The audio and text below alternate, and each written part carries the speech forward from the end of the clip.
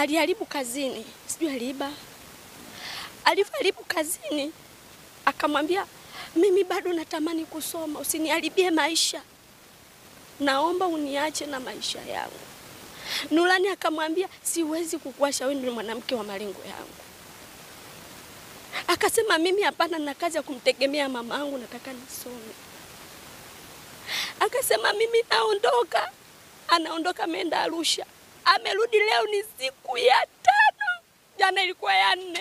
Alisema anakuja kwa sababu ya kumuua Eliza. Na sio Eliza, aliniambia na mimi pia.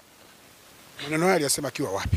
Akiwa anaongea na kwenye simu, hata mimi alikuwa nikipokea simu yake. Sasa kwa nini amkutoa taarifa kwenye jeshi la polisi? Tulitaka kutoa taarifa kama kesho. Huyu alikuwa na mitihani.